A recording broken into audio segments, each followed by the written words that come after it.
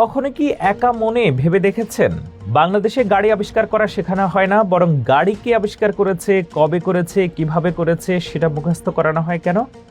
এর পেছনে কিন্তু গভীর দর্শন আছে। আসলে আমাদের দেশের শিক্ষা ব্যবস্থা এতটাই উন্নত যে আমরা আবিষ্কারের মতো সাধারণ কাজে সময় নষ্ট করি না, আমরা মনোযোগ দেই আসল কাজে, জ্ঞান অর্জনে। দেখুন, পৃথিবীর অন্যান্য দেশগুলো ব্যস্ত নতুন নতুন জিনিস বানানো আর আবিষ্কার নিয়ে।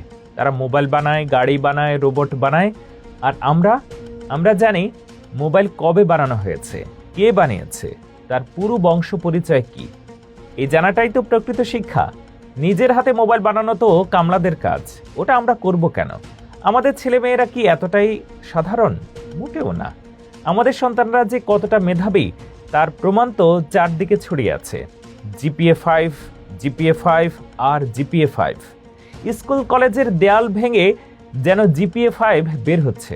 এত বিপুল সংখ্যক মেধাবী যদি আমরা পদ্মা সেতু বা মেট্রো রেলের মতো ছোটখাটো জিনিস বানাতে লাগাই, তাহলে কি তাদের মেধার অপমান হবে না? তাদের কাজ আরো বড়, আরো মহৎ। তাদের কাজ হলো জ্ঞান চর্চা করা। এই কারণেই আমরা এক দারুণ বুদ্ধি বের করেছি। চীন, জাপান, রাশিয়া, কোরিয়ার ইঞ্জিনিয়ারদের তেমন কোনো কাজ নেই, তাই আমরা তাদের ডেকে আনি। তারা এসে আমাদের জন্য পদ্মা সেতু বানায়, মেট্রো রেল বানায়, পারমাণবিক বিদ্যুৎ কেন্দ্র বানায়, এমনকি কয়লা খনিও বানিয়ে দেয়। তারা রোদে পড়ে, বৃষ্টিতে ভিজে কাজ করে। আর আমাদের সোনার ছেলেরা, বুয়েট, রুয়েট, কুয়েট, চুয়েটের মেধাবী ইঞ্জিনিয়াররা ঠান্ডা ঘরে বসে সে কাজের তথ্য সংগ্রহ করে। ওইটাই তো স্মার্টনেস। ওরা বানাবে আর আমরা শিখব। একবার ভেবে দেখুন, আমাদের ইঞ্জিনিয়ারদের কত কিছু পড়তে হয়। পদ্মা সেতুর দৈর্ঘ্য কত কিলোমিটার, কয়টা পিলার, মেট্রো রেল ঘন্টায় কত কিলোমিটার বেগে চলে, কোন স্টেশনে কয়টা সিঁড়ি, রূপপুর পারমাণবিক কেন্দ্রের চিমনির উচ্চতা কত ফুট। এসব কি আর সহজ কথা? জাপানের কোনো ইঞ্জিনিয়ার হয়তো মেট্রো রেল বানাতে জানে, কিন্তু তাকে যদি জিজ্ঞেস করা হয় ঢাকার কোন কোন এলাকার উপর দিয়ে এটি গেছে, সে কি মুখস্থ বলতে পারবে? পারবে না। কিন্তু আমাদের বিসিএস পরীক্ষার্থীরা পারবে। এই হলো জ্ঞানের গভীরতা। বিদেশি ইঞ্জিনিয়াররা কাজ শেষে দেশে ফিরে যায়, কিন্তু তারা যা বানিয়ে যায় তা আমাদের জন্য হয়ে ওঠে জ্ঞানের এক অশেষ ভাণ্ডার।